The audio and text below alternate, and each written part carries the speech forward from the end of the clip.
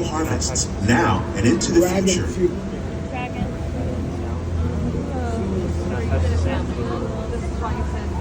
The tropics are home to the greatest diversity of plants on the planet. Many of these, like papaya, bananas, cacao, coffee, and rice, are well known around the world. These are just a few of the edible plants that have been an important source of nutrition for people living in the tropics. Many are rich in vitamins and minerals, while others are well adapted to growing in less than ideal conditions. Some, like the water lily, thrive in wet, swampy areas and waterways. All parts of this plant, even the flower petals, are edible.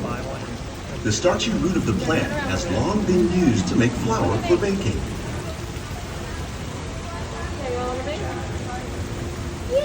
One day, many of these lesser-known tropical plants may be as important as the bananas growing on both sides of the boat.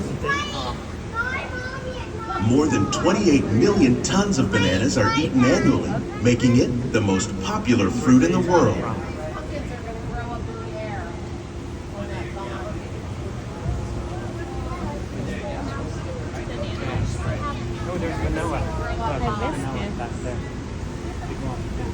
Banana. Look at that banana tree.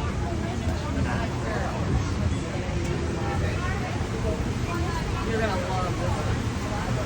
This is my favorite part. When we mention farming, you probably don't think of fish. But fish farming, or aquaculture, accounts for nearly half of all the seafood consumed globally. Tilapia, bass, and catfish, like the ones you see here, are three of the more popular crops raised by fish farmers.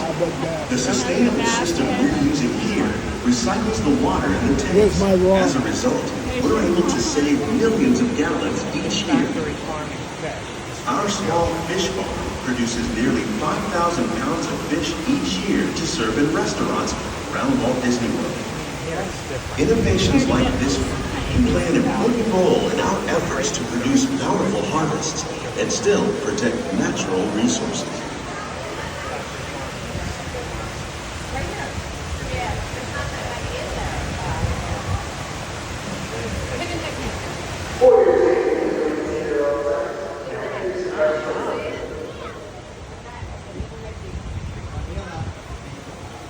While there are more than 50,000 edible plant species in the world, most of us are only familiar with the handful that make up our everyday diet.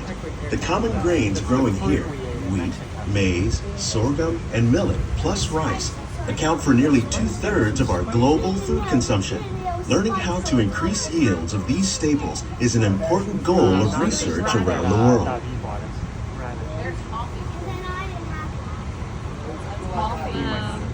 These plants are definitely on their way up. Innovative growing techniques like these increase yields while more efficiently using resources like water, fertilizer, and pesticides.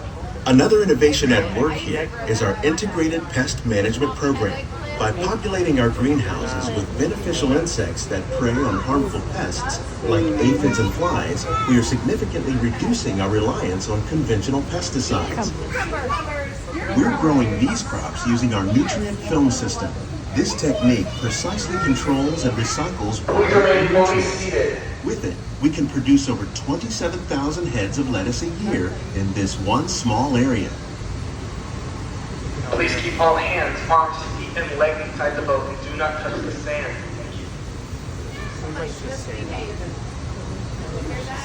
No. Some of our best ideas have been inspired by nature, like these fruit and vegetable trees. By growing these ground plants vertically, we can increase yields and better control diseases. These crops taste as good as they look. In fact, we serve more than 15 tons of produce from our greenhouses in restaurants here at the land every year. Way behind us is the back of the sand. Cucumber. More cucumbers. Look, there's Those big fat ones that you have. yours are huge. Basil. I didn't know if you liked All it. this basil. The way it just would love that. That we had in our garden.